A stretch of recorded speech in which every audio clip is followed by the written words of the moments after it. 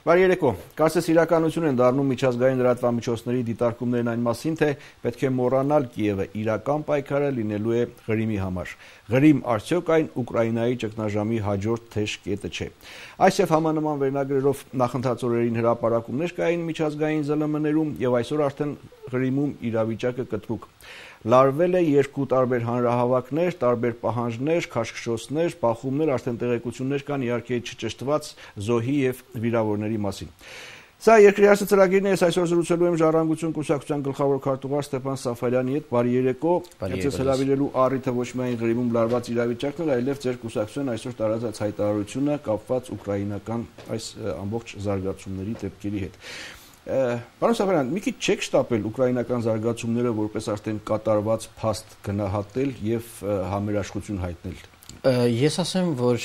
Ուկրաինայում տեղի ունեցած իրադարձությունների վերաբերյալ սա Ժառանգություն կուսակցության առաջի հայտարարությունը չէ։ Մենք նախկինում առիթ ենք ունեցել եւս երկու հայտարարություններ ընդունենք եւ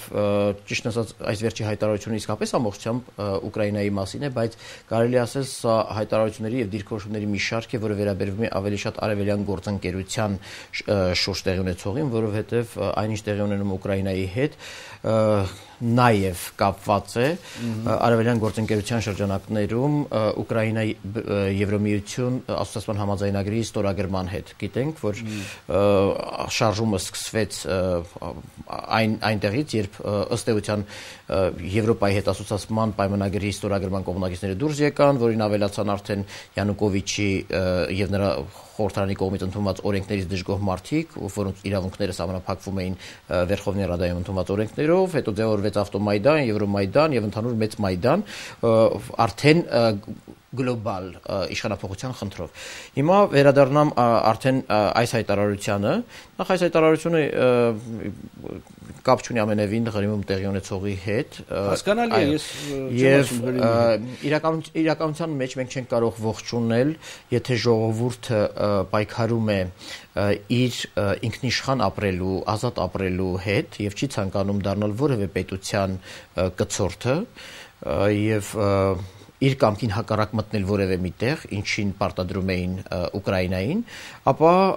չես կարող չողջունել թեկուզ եւ բավականին թանկ գնով ձեռք բերված այդ նվաճումը, երբ հասարակությունն կարողացել է պահպանել։ Այն ինչ հիմա ասում եք, ես առարկություն չունեմ։ Թերևս մեկ առարկություն կարող է լինել այն մասով, որ դուք ասում եք, սա ոչ միայն եւ ոչ այնքան Ուկրաինայի մասին է, այլ արևելյան գործընկերության հայտարարություն ընտրելիս այդ տպավորությունը չէ ստանում, քանի որ հենց սկզբից խոսվում է ուկրաինական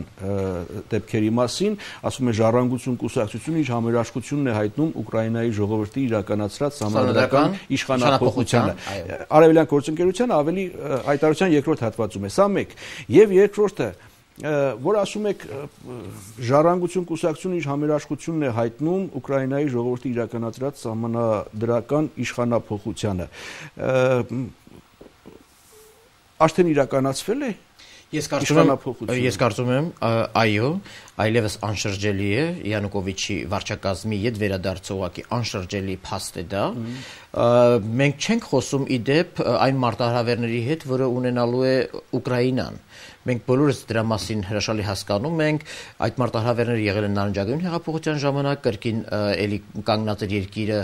այսպես ասեմ, արևմտյան, արևելյան, հարավային ուրեմն հատվածների պարակտման այսպես ասեմ սպառնալիքների առջև մենք միգուցե հետագայում անդրադառնանք այս խնդրին, ես չեմ ուզում ծանրանալ, այսինքն այնպես չի, որ իշխանության ձևավորման հետ կապված մարտահրավերներ չունի Ուկրաինան, բայց Ուկրաինայի ժողովուրդը, այո, Ուկրաինայի ժողովուրդը մի կարևոր խնդիր լուծել է։ Դա ազատվել այն իշխանությունից, որը զենք է, որը հրաման է տվել զենք կիրառել սեփական ժողովրդի դեմ, որը ուրեմն հլուհնազանդ ենթարկվել է արտաքին ճնշումներին եւ դադարեցրել է երկրի արտաքին քաղաքական ուղղություններից մեկով զարգացումները, այն դեպքում որ հասարակության զգալի մասը ուղղակի կողմնակից է եղել եւ իդեպ ես ասեմ նույն Յանուկովիչի եւ քաղաքական ուժը, եթե ի տարբերություն նարնջագույն առաջնորդների ընկալվում էր, եթե ոչ ՆԱՏՕ-ի կողմնորոշված, ապա գոնե միանշանակ Եվրոմիության հետ տնտեսական հարաբերությունների ձգտող, այսինքն ես դա հիշում եմ ամենատարբեր վեհաժողովներից այդպեսին չէ, չէ, այդպեսին չէ, որովհետև վերջնահաշվում Յանուկովիչը եւ իր վարչախումբը բերեցին նրան, որ ոչ միայն փորձում էին սահմանափակել ուրեմն երկրի ինքնիշխան նպատակներ հետապնդել եւ քաղաքականություն վարելու ազատությունը, այլ նաեւ փորձեցին սահմանափակել սեփական քաղաքացիների իրավունքները, իսկ դրանց դեմ բողոքող մարդկանց, միլիոնավոր մարդկանց դեմ նաեւ հրաման տրվեց վերջին հաշվով Բերկուտի օգտագործման եւ դուք ասում եք այդ երկիրը վերացրեց իր ինքնիշխանության կայացման ճանապարհի հանգուցային խոչընդոտը եւ կանաչ լույս վառեց Եվրամիության արևելյան գործընկերության ծրագրի հետեւողական իրագործման առջև։ Այո։ Այսինքն դուք փաստ եք արձանագրում, կարծես թե հա, որ հանգուցային խոչընդոտը վերացրեց եւ կանաչ լույս վառեց։ Այո, Յանուկովիչի վարչախումբը գիտեք, որ այսինքն ո՞րն էր խոչընդոտը, որ վերացրեց եւ ինչ իմացաք, որ կանաչ լույս է վառվել։ Այսինքն դուք արդեն գիտեք ընտրությունները ինչ պիտի լինեն, ով պիտի ընտրվի, ինչ իշխանություն պիտի ընտրվի։ Ոչ, չգիտենք իհարկե, բայց այն քաղաքական ուժերը, որոնք ղեկավարել են դիմադիր շարժումը, արդեն իսկ հայտարարություններ են արել երկրի բնականոն ընթացքը շարունակելու վերաբերյալ եւ նաեւ Եվրոմիության հետ ստորագրվելիք ասացման բանալի կարող է ընտրությունների արդյունքներով իշխանության կամ մեկը որ հայտարարի որ Ուկրաինան պետք է անդամակցի մաքսային միությանը եւ շարունակվի այս ինչ գիտեք ասենք օրինակի համար ամենահավանական տեխնացուներից մեկը Յուլիա Տիմոշենկոն դուք ինչ իմացաք թե նա ինչ մեր համար միևնույն Ես ձեզ ասեմ, կլինի ուկրաինացի ժողովրդի ընտրությունն է տվյալ պարագայում կարևոր եւ չմոռանանք, որ հաղթանակած շարժումը ընդդիմադիր շարժումն է, իսկ այդ ընդդիմադիր շարժման ուրեմն հիմնական դերակատարները բոլորը կողմնակից են Ուկրաինայի եւ Եվրոմիության միջև տնտեսական հարաբերությունների խորացման։ Ասելս այն է, որ Ուկրաինայում դեռ իրադարձությունները զարգանում են, դեռ process-ը ընթացքի մեջ է, դեռ բոլորին արդեն ենթադրելի կամ պարզ էր, որ Ղրիմում պիտի բաներ լինեն։ Չգիտենք ընտրությունների ինչ արդյունքներ կլինեն, բայց ձեր հայտարարության մեջ արդեն մենք ընտրությունները չենք գնահատական տվել, մենք տվել ենք այն պայքարի գնահատականը, որը մղել է ուկրաինացի ժողովուրդը այս 3 ամիսների ընթացքում, տապալելով կոռումպացված սեփական քաղաքացիների ազատությունը եւ սեփական երկրի ինքնիշխան քաղաքականություններ վարելու իրավունքը սահմանափակած ռեժիմին։ Այսինքն մենք կանաչ լույս վառվեց Սահմանադրական իշխանապողությունը հետևողական իրավունքման արդյունքում է, որովհետեւ ուկրաինացի ժողովուրդը արևելք թե արևմուտք։ Գիտեք, ես պատահական չէ որ զուգահեռներ անցկացրեցի Նարնջագույն հեղափոխության շրջանի հետ, որովհետեւ Նարնջագույն հեղափոխության շրջանում հասարակության շրջանում հարցումներ անցկացվեցին, արդյոք կողմ է ուկրաինացի ժողովուրդը ՆԱՏՕ-ին անդամակցելու համար։ Պարզվեց ուկրաինական հասարակության կարծիքը գրեթե բաժանված է երկու մասի։ Կեսը դեմ է, մյուս կեսը կողմ է։ Բայց միևնույն ժամանակ հարցումներ էին անցկացվել ուկրաինական հասարակության մեջ եւ ճնշող մեծամասնությունը կողմ էր արտահայտվել Եվրոմիության հետ տնտեսական հարաբերություններ խորացնելուն, ինչը եւ արվում էր Ասոցիացիան համաձայնագրի եւ խոր եւ համապարփակ ազատ առևտրի համաձայնագրերի իրականացման միջոցով։ Եւ հիմա Յանուկովիչի ռեժիմը արտաքին ճնշումների ներքո կասեցրել էր այդ ընթացքը, այսինքն արել էր մի քայլ, որը բերել էր հասարակության ընդվզմանը, այսինքն եւ որ մենք խոսում ենք արևելյան գործընկերության ճանապարհին այդ խոչընդոտը վերացնելուն, խոսում ենք այն խոչընդոտի մասին, որը դրել էր Ռուսաստանը եւ փորձում էր Յանուկովիչի միջոցով։ Դուք մտածում եք, որ Ռուսաստանը վերջ արդեն խոչընդոտը վերացած, արդեն արևս վերացված խոչընդոտ է։ Համենայն դեպս խոչընդոտը հասել էր Կիև եւ այդ խոչընդոտը Յանուկովիչի վարչակազմն էր եւ այդ խոչընդոտը վերացված է։ Ռուսաստանը այլևս դերակատար չէ։ Գիտեք, Ռուսաստանը կարող է շատ այլ շահեր հետապնդել։ Ռուսաստանի մեղադրելու խնդիր չէ։ Չի բացառում եք, որ ընտրությունների ժամանակ կարող է ընտրվել ասենք գործիչ, որը մենք հետևում ենք Ուկրաինայում զարգացումներին։ Ես կարող եմ ուղղակի այսօր կանխատեսումներ անել, ինչպես եւ դուք կարող եք անել, ինչպես կարող է հերթուդիտողը անել, եւ մեզանից որևէ մեկի կանխատեսումը դեռևս չի կարող 100%-անոց հավաստիություն ստանալ, քանի որ այդ իրադարձությունները տեղի չեն ունեցել։ Հետեւաբար մենք կարող ենք մտահոգություններ հայտնել, լավատեսություն հայտնել, որ այնտեղ ուկրաինացի ժողովրդին հաջողվի նաև հաղթահարել հաջորդ փուլը։ Եվ ես վստահ եմ, մայիսի 25-ից հետո, երբ երկիրը կունենա նորընտիր նախագահ, անկախ նրանից դա ով կլինի, եւ ինձ համար բացարձակապես միևնույնն է կլինի Յուլիա Տիմոշենկոն, կլինի Վիտալի Կլիչկոն, կլինի Պետր Պարաշենկոն, կլինի ուրեմն Արտեն Յացենյուկ, բայց համոզված եք, որ նոր նախագահով կանաչ լույս կվարվի արևելյան գործընկերության։ Ես համոզված եմ, որ Ուկրաինայի նոր իշխանությունները շարունակելու են Եվրոպայի հետ Ուկրաինայի մերձեցման գործընթացը եւ ստորագրելու են հաստատման համաձայնագիրը։ Ով կլինի այդ անձը, տվյալ պարագայում չեմ ուզում կանխատեսումներ անել, ոչ էլ անկեղծ ասած պարտադրել։ Ռուսաստանի դերակատարությունը թերագնահատում եք։ Ես չեմ թերագնահատում, բայց նաև եկեք չթերագնահատենք, որ 45 միլիոնանոց ազգամնակություն ունեցող Ուկրաինան արեց այն, ինչը չէին սպասում։ Շատերն էին մտածում, որ ռուսական ազդեցությունը եւ ազդեցության լծակները այնքան էական են Ուկրաինայի վրա, որ անգամ ուկրաինացի հասարակությանը չհաջողվի ստանալ նաև այս նվաճումը։ Եվ մենք տեսնում ենք, որ ժողովրդի պայքարի դեմ ուղղակի անզոր են բոլորը։ Սա ընդամենը, չգիտեմ, ճիշտ է արդյոք որակել նվաճում, քանի որ գործընթացը դեռ չի ավարտվել եւ արխիվում ընտրություններ են, ներկայում արդեն երեք Facebook-յան մի գրառում կարդացի, թույլ տվեք պատմել։ Ասեց շատ նման են քննադատությունները այսօր նրան, եւ որ ինչ որ մեկը, ով պատրաստվում է ամուսնանալ, ասեն, գիտես, ամուսնանալուց հետո դու կարող ես կռվել քո կնոջ հետ, կարող են քո հարաբերությունները լավ չլինել, կարող եք երեխաներ չունենալ, կարող եք ամուսնալուծվել, համարում եք, որ Ուկրաինան ամուսնացել է, բայց մենք առաջին գնահատականով ընդամենը արձանագրել ենք։ Դուք արդեն փաստերն եք արձանագրում ենք ողջունում եք եւ ընդ որում ոչ միայն որպես փաստ եք դիտարկում եւ ողջունում եւ համերաշխություն եք հայտնում, այլև ասում եք Ուկրաինայի ակնառու օրինակը Հայաստանի ժողովրդին վերստին համոզում է, որ համախմբված պայքարի միջոցով սահմանադրական հեղափոխություն իրականացնելու, գործող ապօրինի վարչակարգ իշխանությունից հեռացնելու եւ երկրում ազատություն, օրինականություն եւ ժողովրդավարություն հաստատելուց հետո միայն հնարավոր կդառնա վերականգնել մեր երկրի սասանված ինքնիշխանությունը եւ այլն եւ այլն։ Այսինքն խոսում եք այնպես, որ Ուկրաինայում այս ամենը արդեն իրականություն է, արդեն պայքարի միջոցով սահմանադրական հեղափոխություն իրականացվել վերջացել է,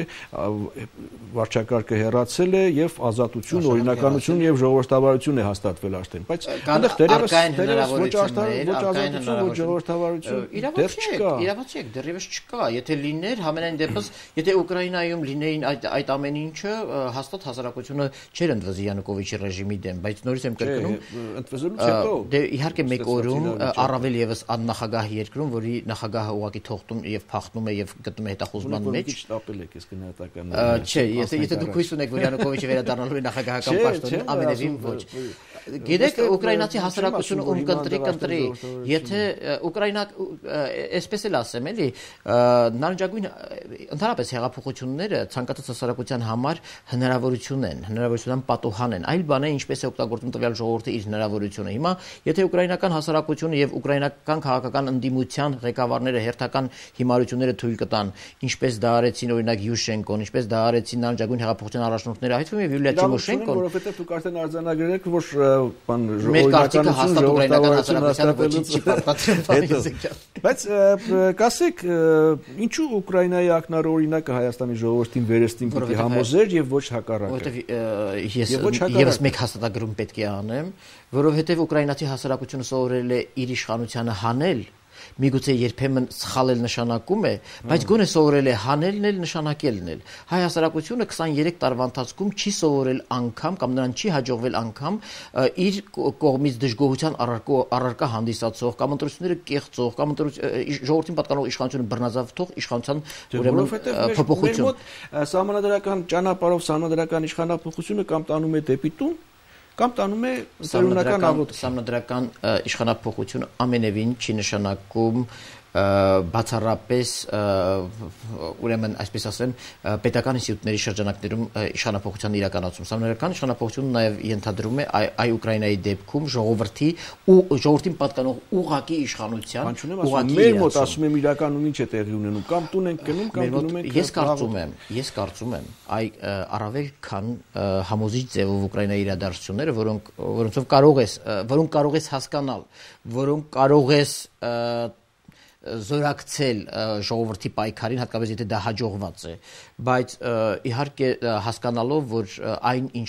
կատարվեց Ուկրաինայում չի կարող տեղի ունենալ Հայաստանում շատ պարզ պատճառներով, որովհետև տարբեր չափումների մեջ գտնվող մենք պետություններին եւ հասարակություններին, բայց այնուամենայնիվ մի ընդհանրություն կա։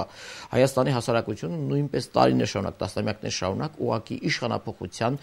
պահանջ է առաջադրում քաղաքական ուժերին, ընդդիմադիր քաղաքական ուժերին, եւ ընդդիմադիր քաղաքական ուժերը ամեն մեկը ամեն մի շրջափուլում ձախողվում են այդ նպատակը իրականացնել իրենցից կախված եւ նաեւ չկախված հանգամանքների բերումով։ Եվ այն ինչ մենք հաստատագրել ենք մեր հայտարարության մեջ, դա հետեւյալն է, որ եթե բոլորը միասնական են, քաղաքացիական խմբեր, քաղաքական ուժեր, հասարակություն պայքարող, ապա դա արդեն հաղթանակի հասնելու ճանապարհն է։ Ավելին ասված չէ։ Առաջատար ուժը պատասխանատվություն ունի, իսկ ձախողվելուց հետո ձեր ասած իրենցից կախված եւ չկախված բազմաթիվ պատճառներ եւ պատճառաբանություններ կարելի է գտնել, թե ինչու այդպես չէ։ Կարելի է գտնել, բայց նաեւ դրանք պետք է համոզիչ լինեն, որ հասարակությունը հավատա։ Եվ ես մի բան ասեմ, վերադառնալով ձեր կողմից տրված գնահատականին, հա, մենք հիմա ունենք երկու փորձառություն։ Ունենք 2008 թվական, խոսում եմ վերջին նախագահական ընտրությունների, երբ ունենք 10 զոհ, բայց այդ զոհերը կարծեք թե աննպատակ, անիմաստ դարձան, որովհետև դրա արդյունքում ոչինչ չփոխվեց։ Ուկրաինական հասարակությունը իր 100 զոհի գնով, այսինքն մենք վճարեցինք մի գին, բայց դրա արդյունքում չստանալով նպատակ, այն նպատակը, որը հետապնդվում էր։ Եւ մենք ունենք 2013 թվական ապրիլի 9-ը, երբ կար արյան սպառնալիք, երբ կար ընդգծված քաղաքական առաջնորդ շարժման, իդեմս Ռաֆի Հովհաննիսյանի, եւ ով չկատարեց հերթական քայլը, հասկանալով, որ դրա արդյունքը կարող է լինել զոհեր։ Եվ հետեւաբար այս կատարվածքով ես չեմ կարող։ Բայց արդյունքը պիտի լիներ այդ դեպքում։ Իհարկե, որովհետեւ նույն ձևով ինչպես որ ուրեմն ուկրաինական Մայդանում կային պրովոկատորներ, ինչպես ուկրաինական Մայդանի դեմ էր հանված զորք, իշխանապողությունը նկատի ունեմ, համոզված եք, որ իշխանապողություն կլինի, պարզապես պետք չէ դա զոհերի։ Ուզում էինք հավատալ, որ Հայաստանում քաղաքական իշխանությունը լուծումներ կգտնի քաղաքական ճգնաժամը լուծելու, որովհետև եթե դա միայն կախված լինի արդեն բողոքողներից եւ Ռաֆի Հովհաննիսյանից, ապա դրա տարբերակը Եվրամայդանն է, այո, ուկրաինական Մայդանն է, երբ ուղակի անցնում ես գրոհի, բայց երբ դու ուզում ես հավատալ, որ կա ճգնաժամի երկու կողմ, մեկը ընդդիմությունն է հասարակության մի զգալի հատվածով, ճնշող հատվածով եւ մյուսը իշխանությունն է իր համակիրներով եւ եթե դու ուզում ես որ այդ ճգնաժամը լուծվի երկու կողմերի մասնակցությամբ, ապա առնվազն սպասում ես փողզիջումների եւ սպասում ես լուծումների եւ այդ լուծումների առաջարկները բազմաթիվ անգամներ արվեցին դա եւ նոր նախագահական ընտրություններ անցկացնելներ եւ նոր խորհրդանական ընտրություններ անցկացնելներ հիմա երբ իշխանությունը մյուս կողմը հրաժարվում է որպես process-ի մասնակից մյուս կողմ փոխզիջումների ճանապարհով կամ այդ առաջարկների ճանապարհով տալ լուծում քաղաքական ճգնաժամին ապա դրա արդյունքում Ռաֆի Հովհաննիսյանին մնում էր մի բան գնալ ջարդել փշրել Ռաֆի Հովհաննիսյանը տեսնում էր, որ դրա արդյունքը բախումն է արյունահեղությունն է եւ Ռաֆի Հովհաննիսյանը չգնաց դրան, որովհետեւ ես կարծում եմ ոչ միայն նրա համար, որ ինքը իրավունք չուներ եւ իրեն իր բարոյականությունը թույլ չէր տալիս ուրիշի արյան գնով լուծել այդ խնդիրը, այլ նաեւ միգուցե նաեւ վստահ չէր, որ 2008 թվականի նման նույն այդ զոհերը հնարավոր կլինեին գին, բայց նպատակի ձեռքբերման արդյունքում Այսինքն Հայաստանի պարագան շատ դժվար է եւ իդեպ ես ուզում եմ եւ հանրության համար եւ նաեւ ձեզ համար մի բան հստակ լինի ամենևին տպավորություն չլինի թե ժառանգություն իր այս հայտարարություններով ուղղակի օր առաջ ուզում է տեսնել Մայդան Երևանում ժառանգությունը ուզում է տեսնել խաղաղ անցնցում փոփոխություններ եւ ուրեմն իշխանապողություն Հայաստանում հիմա եթե դրա այլընտրանքը արյունահեղությունն է այո ժառանգությունը խուսափել է գնալ այդ ճանապարհով եւ դրա համար ոչ ամաչում ենք ոչ էլ խուսափում ենք անընդհատ հայտարարել եւ հետեւաբար մենք ընդամենը գնահատում ենք այն ինչը արել է ուկրաինացի ազատատեն ժողովուրդը եւ համերաշխ ենք եւ գտնում ենք որ նրանց արածը միանգամայն տեղավորվում է իրենց պատկանող իշխանության իրացման եւ իրենց իրավունքի պաշտպանության շրջանակներում։ Մեր այդ տարբերակը չի։ Դուք դեմ եք մեր։ Գիտեք,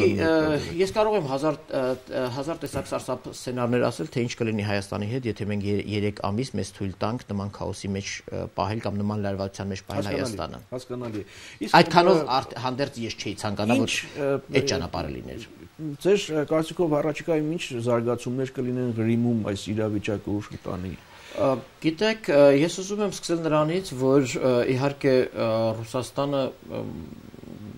չի համակերպվի, որտեղ Ռուսաստանը այլ սպասելիքներ ուներ։ Ռուսաստանը սպասում էր, որ Յանուկովիչը չի լքի իր պաշտոն, Ռուսաստանը սպասում էր, որ Յանուկովիչը հրավեր կանի որպես օրինական ընտրված նախագահ եւ պաշտոնավարող նախագահ ռուսական կողմին եւ կխնդրի լեգիտիմ միջամտություն Ուկրաինայի ներքին գործերին, օգնության եւ սահմանադրական կարգի պահպանության հիմնավորումներով, բայց Յանուկովիչը ըստ էության չարեց դա եւ փախուստի դիմեց։ Ես կարծում եմ Յանուկովիչը որքան որ փախնում էր սեփական ժողովրդից, նույնքան եւ փախնում էր Ռուսաստանից, որովհետեւ հետագա ներգրավվածությունը ավելի մեծ արյունահեղությունների երկրի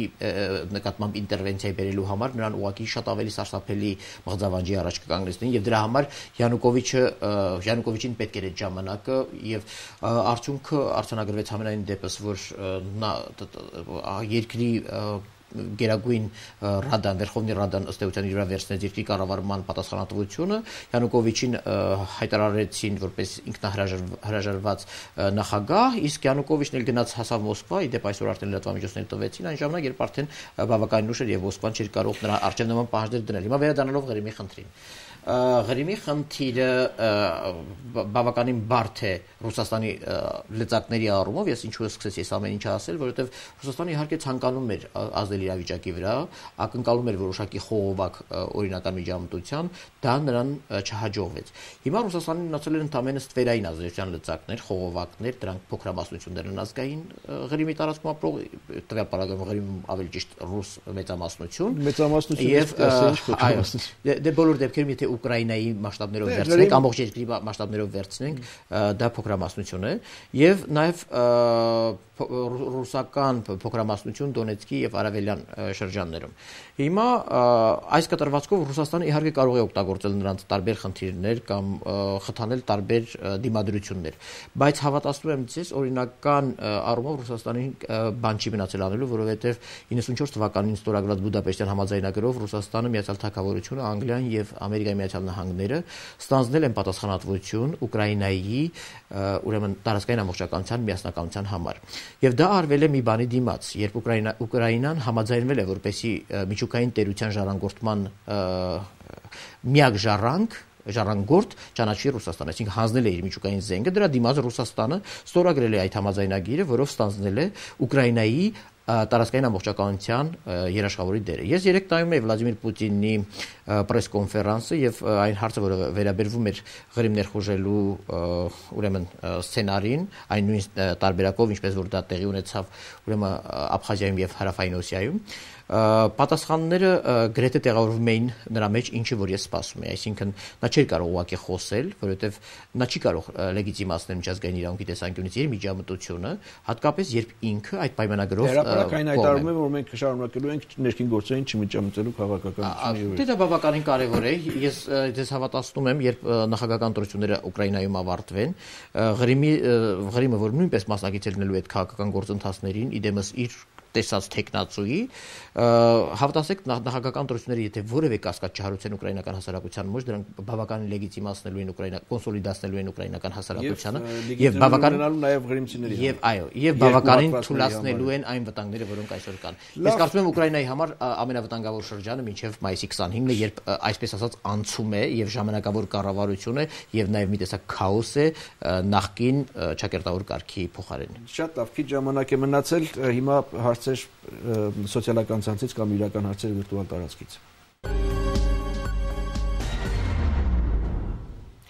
Գայանե Գևորգյանը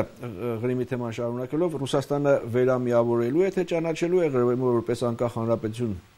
Այդ դեպքում ինչու Ռուսաստանը չճանաչեց Արցախի վերամիավորումը կամ գոնե անկախությունը, հարցի երկրորդ մասը հասցեատերը դուք չեք, հա առաջին հատվածով մեկնաբանություն կամ կանխատեսում։ Գիտեք, Ղրիմի պատմությունը կարծում եմ թե մենք լավ գիտենք եւ թե նաեւ ուրեմն հասարակությունը եւ ուկրաինացիները գիտեն։ Դա մի տարածք է, որը ըստ էության նվիրվել է Ուկրաինային, շատ քիչ կապ ունենալով քաղաքական, մշակութային եւ այլ առումներով, կապվածություն ունենալով Կիևի եւ ընդհանրապես Ուկրաինա պետության հետ։ Հիմա եթե այդ հասարակությունը իսկապես ինքը ցանկանա ազատ ապրել, չցանկանա լինել այն պետության կազմում, ապա ես կարծում եմ նաև հարգանքի արժանի պետք է լինի նրա որոշումը։ Ինչ վերաբերում է Ուկրաինայի կողմից ճանաչելուն, գիտեք, թաթարների անկախությունը ճանաչելը չափազանց վտանգավոր է նույն Ռուսաստանի համար, որովհետև չմոռանանք, որ նույն թաթարներ ապրում են ոչ միայն Ուկրաինայի տարածքում, այլ նաև ապրում են ուրեմն Ռուսաստանի տարածքում եւ դա չափազանց վատ հետևանքներ կարող է ունենալ Ռուսաստանի համար։ Ռուսաստանը ինքը կաշտանդված է բազմաթիվ քայլերի առումով։ Հասցնենք։ Կարո Խաչատրյան, բարև ձեզ։ Եթե Հայաստանում նմանատիպ իրավիճակ ստեղծվի, ինչպիսին Ուկրաինայում էր, որն իմ կարծիքով անխուսափելի, այդ դեպքում դուք ցուցարարներին կոչ կանեք զինվել։ Ну երկու հարց է, սա մեկ, երկրորդը էլի համանման հարց է, եթե մի քիչ ավելի Գիտեք, ես ցուցարարներին կոչ չեմ անի զինվել, ես ցուցարարներին կարող եմ հասկանալ եւ կարող եմ նաեւ կոչ անել պաշտպանելու իրենց, եթե իսկապես նրանց գոյության համար ֆիզիկական վտանգ առկա է։ Որևէ մեկը չի կարող որևէ մեկին մեղադրել, եթե նա ինքնապաշտպանվում է եւ փրկում է իր կյանքը։ Լավ, Վահե Վարդանյան, հայտնի է, որ Ղրիմում մեծ է նաեւ հայերի թիվը, ինչ է սպասում նրանց։ Այո, չափազանց շատ են, ես նաև ինքս ունեմ շատ բավական մեծաքանակ հարազատներ եւ մտերիմներ այնտեղ ապրող, վախենում եմ այս իրավիճակից եւ շատ կուզենայի, որ Ղրիմում քաղաքական ռիսկերը նվազեին եւ դրա համար ես ինքս էլ անհամբեր սպասում եմ մայիսի 25-ից հետոին, որովհետեւ տեսեք նույն Ուկրաինայում ծավալվող Մայդանի շուրջ ծավալվող իրադարձություններում հայկական, այսպես ասեմ, հայկական սփյուռքը կամ հայկական ցակումով քաղաքացիները դարձել էին բավականին քննարկվող թեմա։ Սերգեյ Նիհոյանի եւ մեր մյուս հայրենակցի Հարությունովի ուրեմն սպանություններից հետո իհարկե հայի անունը կարծեք թե բավականին բարձր է հնչում եւ այդ երկու հայերը համարվում են Ուկրաինայի հերոսներ, բայց նաեւ մյուս կողմից նախարարի պաշտոնակապ այո, դե դրա համար գիտեք շատերը այստեղ պնդում էին, ուզում էին մեզ համոզեին, որ Ուկրաինայում գալիս են նացիոնալիստներ, որոնք ատում են հայերին, բայց զարմանալիորեն հենց եկան իշխանության առաջինը ամենալուրջ պաշտոնի նշանակեցին ցակումով հայի, հերքելով ռուսական եւ նաեւ հայկական որոշ կեղծ ռոպագանդայի։ Պիտի ճիշտ հասկանալ։ Ես չեմ ասում սիրենք Ուկրաինայի ազգայնականներին, ես չեմ ասում պաշտպանենք որևէ կողմին, բայց նաև պիտի adekvat լինենք մեր գնահատականներում, անհարկի բան չանենք։ Բայց դրա հետ կապված մի բան էլ ասեմ էլի, հիշում ենք ամենայն դեպս հայկական համայնքի հետ կապված պատմությունները, երբ նաև ցակումով որոշ հայեր Բերկուտի եւ Տիտուշկանների կազմում նաև այսպես ասեմ ֆիքսվում էին մայդանցիների վրա հարձակվելու առումով։ Ես չի ուզենա, որ նույն իրավիճակը ստեղծվեր, որ հայերից մի մաս ստիպված լինեին անցնել այս կողմը, մյուսը անցնել այն կողմը եւ թեկուզ եւ մեկ արյան կամ մեկ հոգի գնով ապացուցեին, որ իրանք Ուկրաինայի հերոս են եւ այդպես լեգիտիմացնեին նաեւ բարձր պահեին հայի պատիվը։ Վաղաշա Ղարիբյան, ի վերջո ումն է Ղրիմը պատմականորեն, եթե մասնագետ եք եւ կարող եք պատասխանել, իհարկե։ Ես պատմաբան չեմ, բայց Ղրիմի պատմությունը չափազանց բարդ է, այն եղել է Օսմանյան կայսրության կազմում, հետագայում այն անցել է ռուսական կայսրություն, սովետական միության օրոք այն հանձնվել է Ուկրաինային, այսինքն չափազանց բարդ է եւ ես կարծում եմ Ղրիմը առնվազն նրանն է, ով այնտեղ ապրում է այսօր։ Եվ վերջինը Սարհով, պարոն Սաֆարյան, ինչն է պատճառը, որ Ուկրաինայում նույն դեպքից հետո նկատի ունեմ մաքսային միություն մտնելու վերաբերյալ հայտարարությունը երկու նախագահների։ Իրադարձությունը տարբեր կերպ ընթացան։ Հայաստանը բավարարվեց թեթևակի բողոքի ռեակցիայով, իսկ այնտեղ այդ բողոքը վերաճեց հեղափոխության։ Հետաքրքիր է, որ ընդդիմությունը այնտեղ եւս մեծ վստահություն չէր վայելում ժողովրդի մոտ։ Ի վերջո ինչի շնորհիվ այնտեղ ժողովուրդը կարողացավ այդպես համախմբվել։ Սարհովի հարցին ես գրեթե պատասխանեցի, ուկրաինական հասարակության ճնշող մեծամասնությունը աղքատության, եվրոպական չափանիշներին նայելու եւ այլնի հետ կապված